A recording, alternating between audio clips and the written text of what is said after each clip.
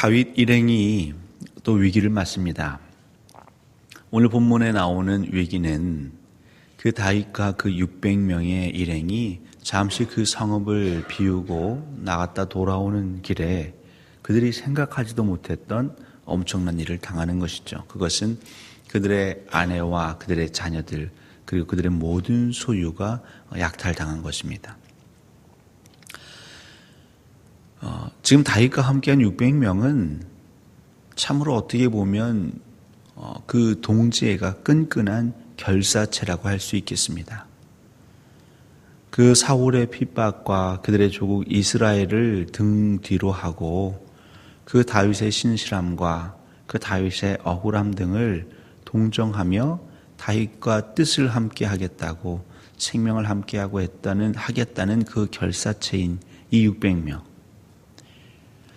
저희들은 어떤 모임이나 또 어떠한 공동체 가운데에서 이 모임, 이 공동체만큼은 정말 어디 내놓아도 손색이 없는 공동체다.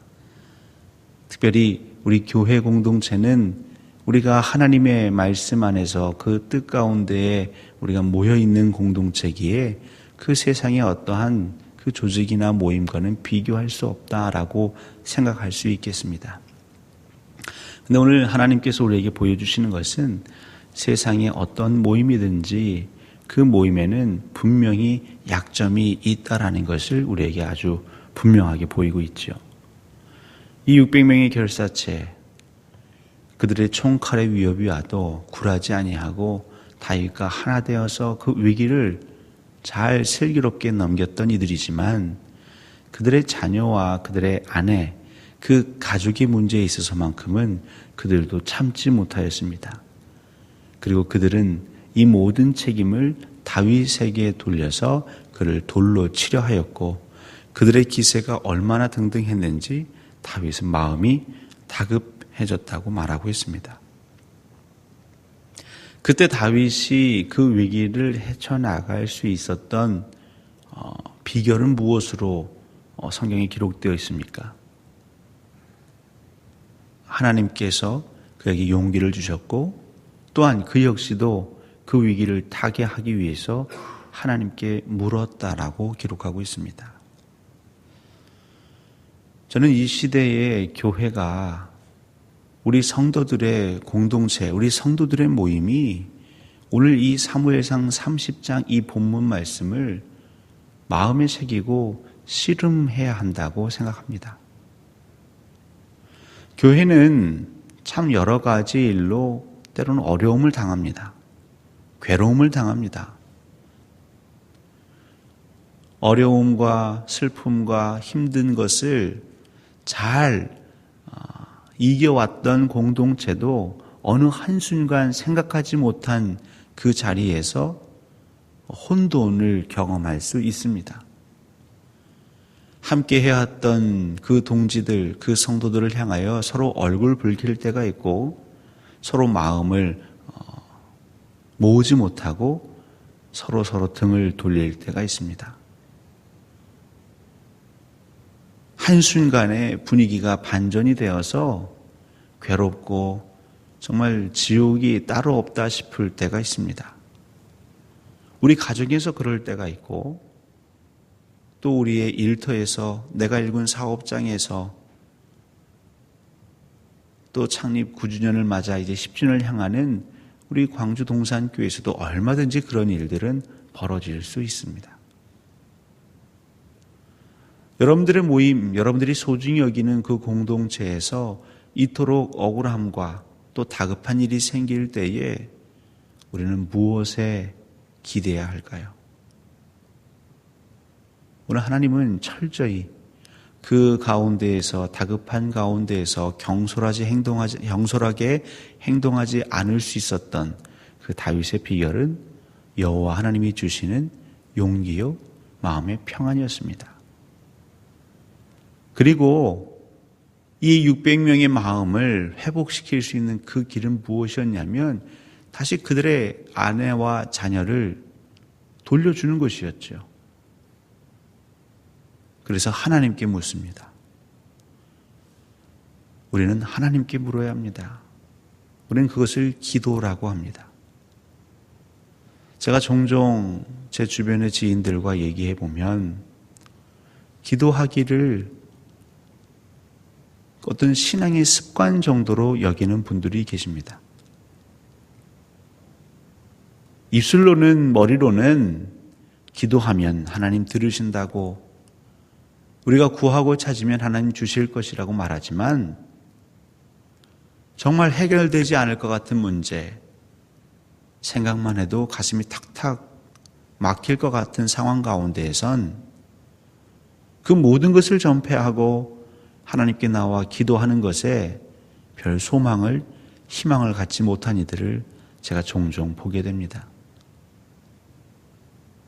기도는 하지만 또 다른 무언가를 우리가 찾아 해야 할 것 같다는 그런 부담감에 젖어 사는 이들을 종종 보게 됩니다. 사랑하는 성도 여러분, 우리가 예수 믿고 지금까지 살아오면서 물론 정말 힘들 때, 사방이 막힌 것 같고 어떠한 도움도 기댈 수 없고 바랄 수 없는 그 순간 우리는 처절하게 엎드려 기도했던 경험이 있습니다. 하나님이 바라시는 것은 전적인 의지요, 전적인 순종이요, 하나님을 향한 전적인 매달림을 기다리고 계십니다. 인간들 사이에서도 여기에 한 다리, 저기에 한 다리, 그렇게 양다리 걸친 사람들을 우리는 충성스럽다 말하지 않고 그를 신뢰하려 하지 않습니다. 그리고 그것을 믿음이라 하지 않습니다. 우리의 인생을 하나님이 지으시고 하나님이 보호하시고 인도하신다라고 우리가 믿고 고백하고 정말 찬양한다면 우리는 기도에 목숨을 걸어야 할 것입니다. 사랑하는 성도 여러분, 어려움이 닥칠 때에 한번 기도에 목숨을 걸고 우리의 기도를 들으시는 하나님을 기다려 보시면 어떨까요? 말라기에서 11조만 하나님을 시험해 보는 것이 아니라 내가 다른 것 할 수 있는 여지가 있지만 내 가족, 내 자녀, 내 친구, 나와 함께 일을 했던 어떤 동업자들에게 손을 내밀며 도움을 요청할 수 있지만 만약 그렇게 해서 일이 해결된다면 우리 마음 한켠에는 어떤 마음이 들까요? 입술로는 하나님이 하셨다라고 말하면서도 은연중에 역시 내가 그 친구에게 묻기를 잘했어. 내가 돕지 않았다면 이 문제가 해결됐을까라는 인간의 자랑이 그 마음을 가득 채우겠지요. 하나님은 질투하십니다. 하나님의 이름이 아닌 다른 이름이 우리 마음 가운데 차오를 때 하나님의 영은 우리 마음에서 떠나십니다.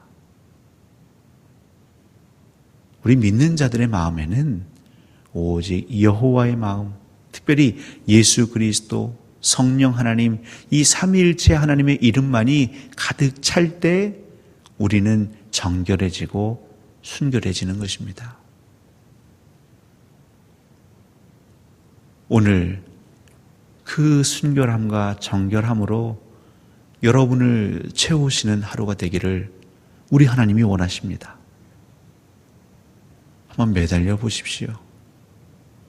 우리 광주동산교회의 기도의 제목 매달리는 것이지요. 여러분의 가정의 문제 그저 하나님께 매달리는 것입니다. 내 마음의 번민, 내 마음의 특별히 내 삶의 그 생계의 문제 하나님께 매달려 보는 것입니다.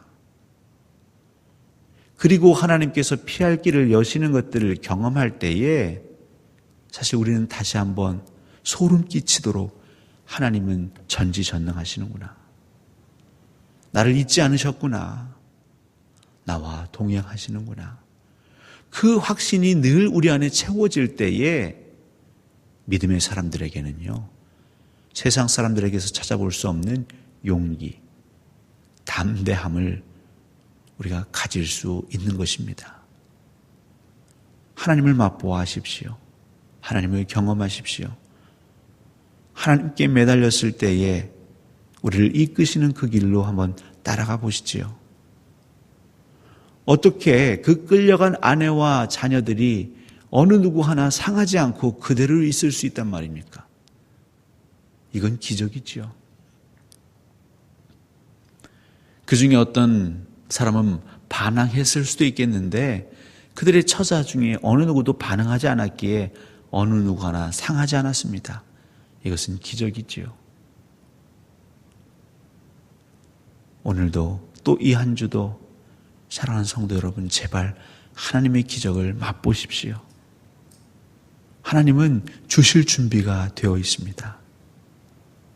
그리고 우리가 할 수 있는 건 그 하나님 앞에 납작 엎드려서 부르짖는 것입니다. 오늘 이 새벽에도 하나님, 아직도 저는 제 혈기가 남아 있습니다. 제 인간적인 동기와 또 인간적인 욕심과 인간적인 방법을 부여잡으려고 하는 어리석음이 있습니다. 먼저는 철저히 하나님께 엎드리게 하시고, 하나님께서 지혜를 주시고, 하나님께서 그 길을 보여주시고, 하나님께서 내가 가야 할 그 자리를 지시해 주신다면 그때부터는 주님 내게 주신 건강으로, 내게 주신 그 몸을 가지고, 내게 주신 그 지혜와 내 환경과 자원을 가지고 주님께 순종하겠습니다. 하지만 내 갈 바를 찾는 그 자리에서는 오직 여호와만 의지하게 하옵소서. 전적으로 하나님 앞에 엎드리고 구하고 찾고 부르짖는 여러분들에게 우리 하나님 반드시 찾아오셔서 여러분에게 용기를, 사자와 같은 담대함 주시기를 간절히 축원합니다. 우리 잠시 눈을